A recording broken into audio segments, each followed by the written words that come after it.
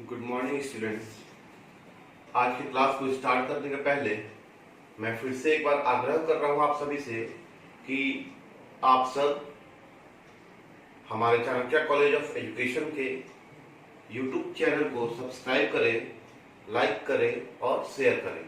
Share इसलिए ताकि अभी तक जो भी स्टूडेंट इस ई लर्निंग के क्लासेस से नहीं जुड़ पाए हैं वे इस क्लास तक अपनी पहुंच बना सके और इस क्लास के माध्यम से अपने अपने सब्जेक्ट को, जो भी सब्जेक्ट के प्रोफेसर्स अपना क्लास ले रहे हैं उनसे जुड़े और अपने आगे की पढ़ाई को जारी रखें। क्योंकि इस कोरोना महामारी में सभी लोग यही बात कर रहे हैं कि अब हम लोगों को अपने आप को समायोजन करना पड़ेगा। इस महामारी से हम लोगों को कैसे आगे बढ़ना है यह खुद से डिसाइड करना होगा। तो आप लोग इस क्लास को सब्सक्राइब करें, लाइक करें और शेयर करें। अब हम अपने क्लास की तरफ चलते हैं और आज हम लोग पढ़ेंगे बीएड सेकेंड ईयर से पेपर C10 इंक्लूसिव एजुकेशन। इसके अंदर हम लोग यूनिट फर्स्ट देख रहे थे और चूंकि यूनिट फर्स्ट में चैप्टर 4 तक हम लोग लास्ट क्लास में कंप्लीट कर चुके हैं और आज हम लोग देखेंगे चैप्टर 5 और यह यूनिट फर्स्ट का लास्ट चैप्टर भी है। तो इसमें सबसे महत्वपूर्ण एक बिंदु है, वह है कि समावेशी शिक्षा को प्रभावित करने वाले कारक। चैप्टर 5 का यह सबसे वीवीआई टॉपिक है और यह एग्जाम से रिलेटेड भी रहता है। क्वेश्चन को कंबाइन करके उसमें यह भी ऐड कर दिया जाता है कि समावेशी शिक्षा को प्रभावित करने वाले कारक कौन कौन से हैं। अर्थात इसमें यह पूछने का तात्पर्य है इस टॉपिक का कि जो समावेशी शिक्षा की बात हम लोग कर रहे हैं वह समावेशी शिक्षा हमारे समाज में किन किन कारणों से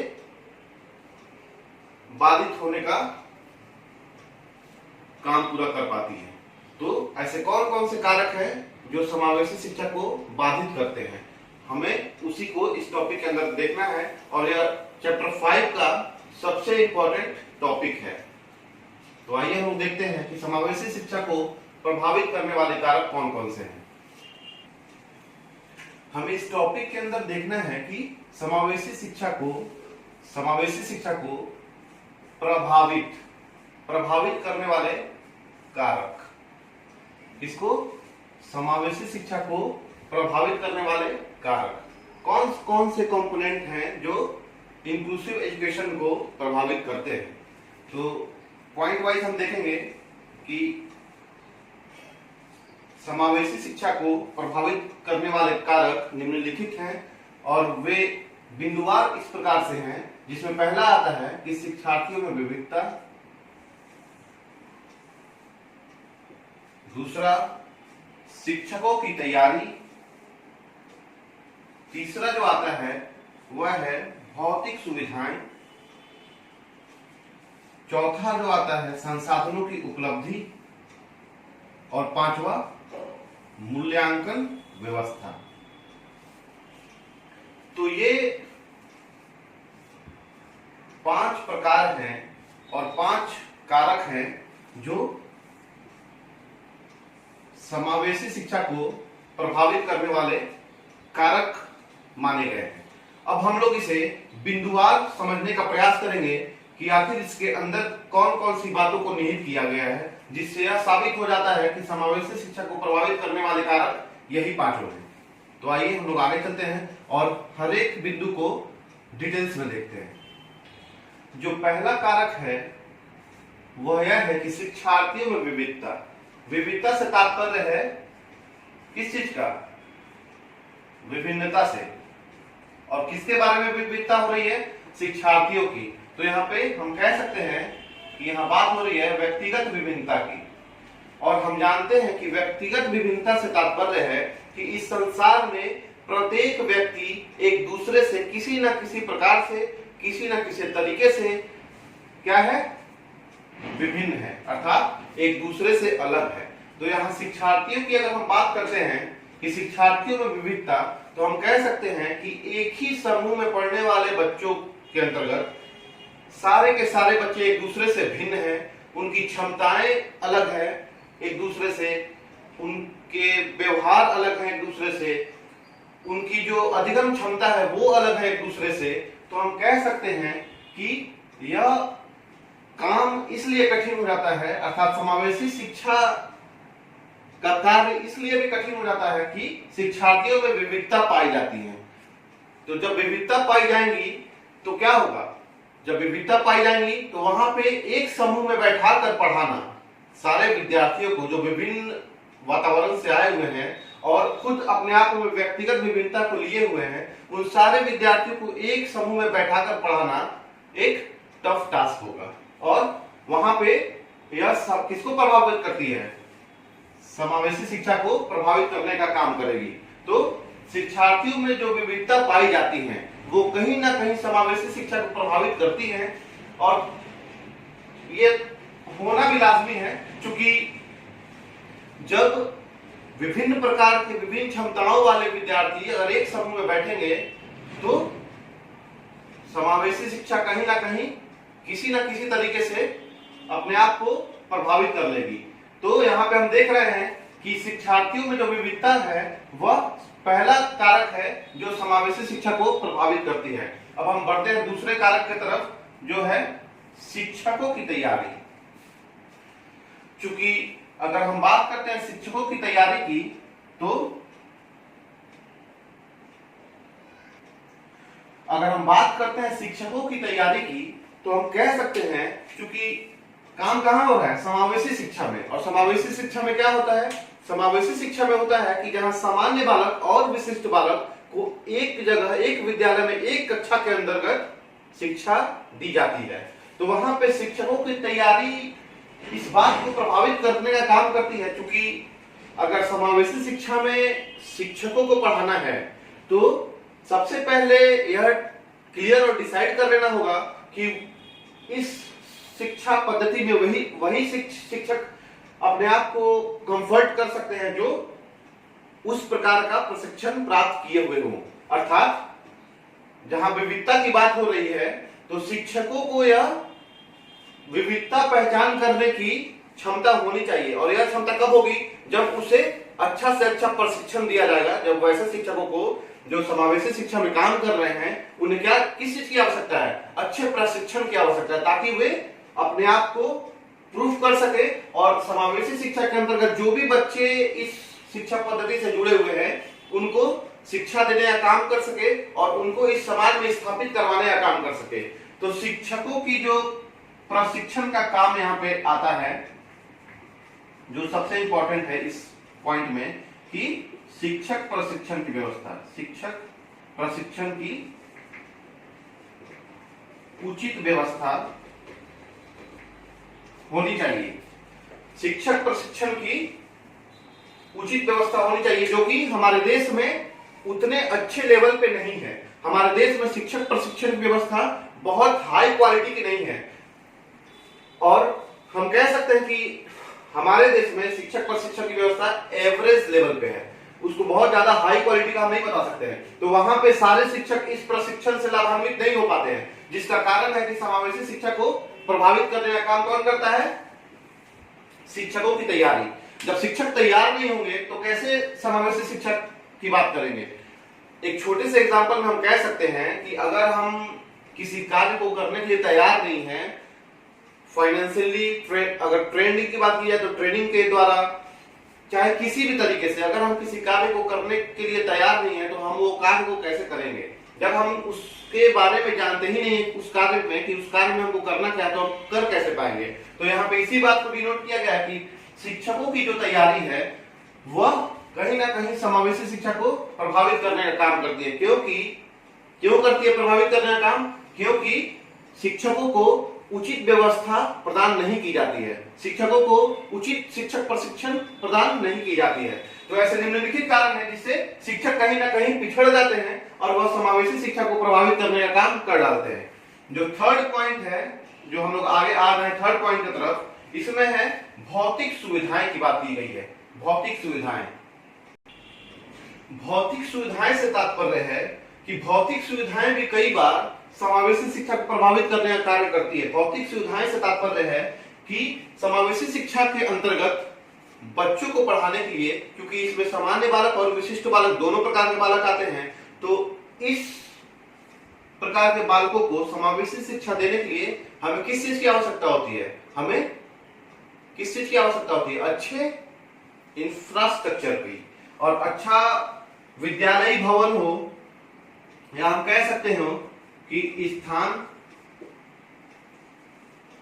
कक्षा, उचित वातावरण, खेल का मैदान,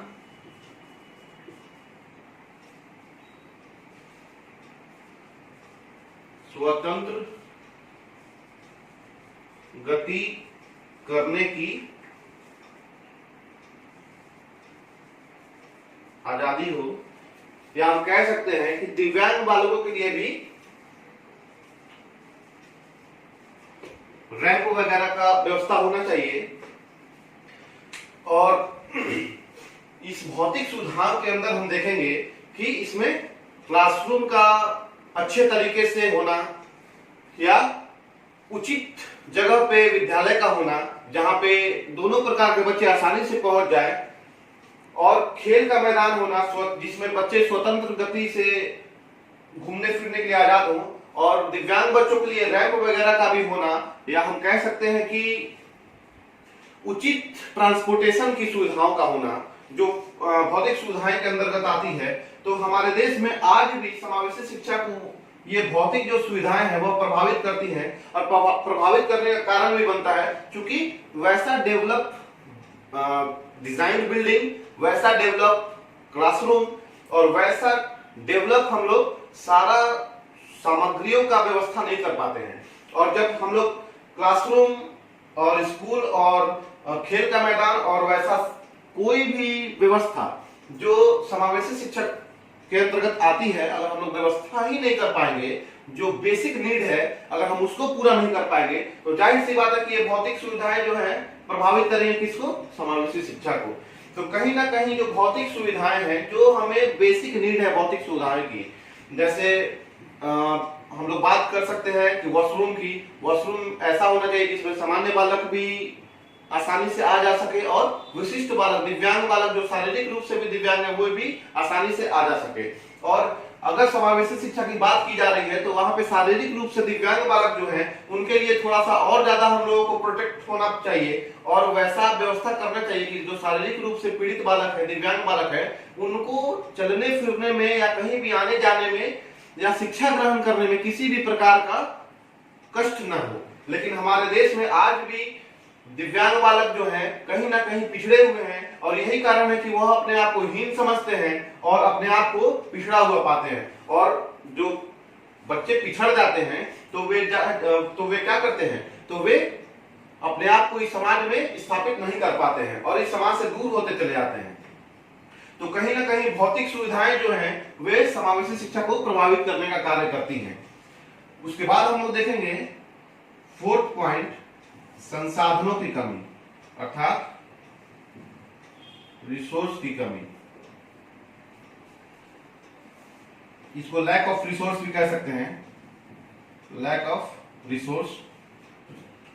जब हम लोगों के पास संसाधन की कमी होगी, अर्थात अगर एग्जाम्पल के तौर पे हम बात करें, मुझे क्लास लेना है, मुझे आप लोगों के ई लर्निंग का क्लास हम ले जो क्लास हम ले रहे हैं, अगर मुझे क्लास लेना है और मेरे पास ये बोर्ड ना हो,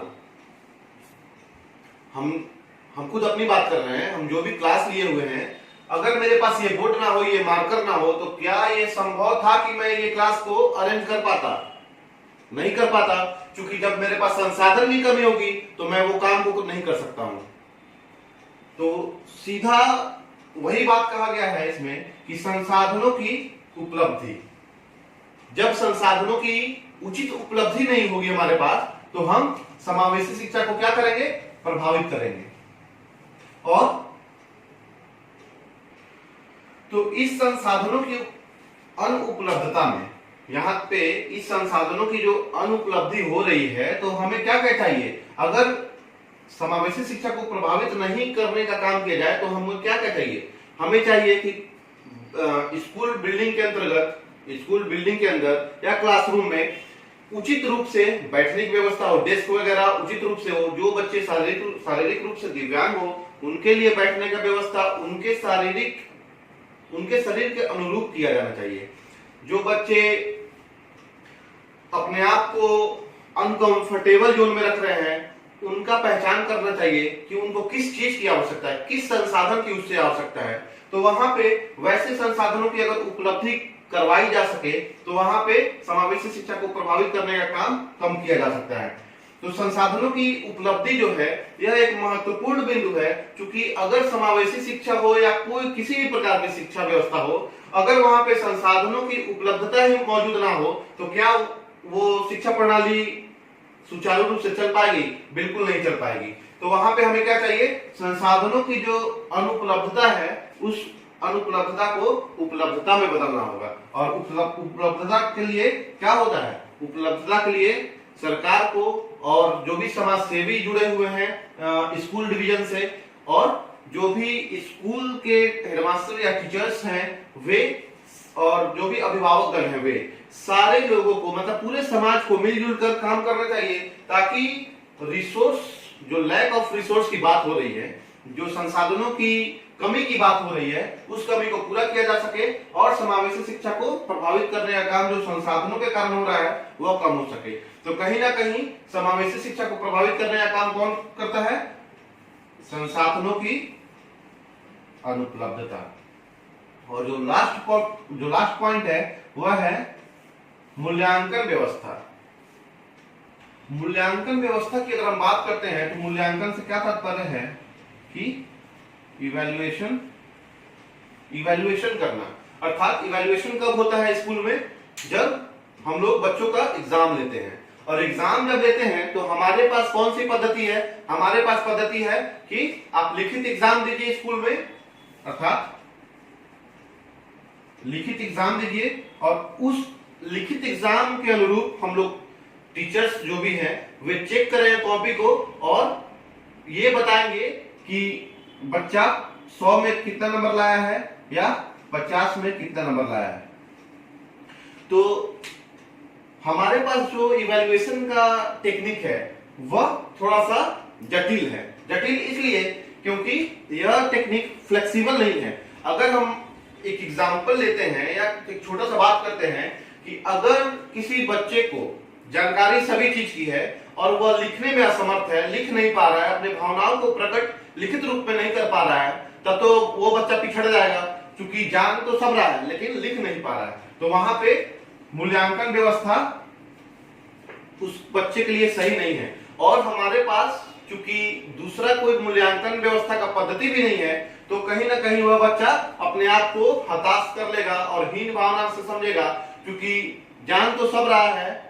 क्वेश्चन को अगर वर्बली देखा जाए तो वो जान सब सारे क्वेश्चन को रहा है, सारे क्वेश्चंस का आंसर जान रहा है, लेकिन वह लिखित रूप में अपने भावनाओं को, अपने आकांक्षाओं को प्रकट नहीं कर पा रहा है। तो वह बच्चा कहीं ना कहीं कम नंबर प्राप्त करेगा, और जब कम नंबर प्राप्त करेगा तो वह अपने आप को हताश कर लेगा। हताश से तात्पर्य है कि वह आशा को खो देगा कि हम कुछ कर भी सकते हैं। और वहां पे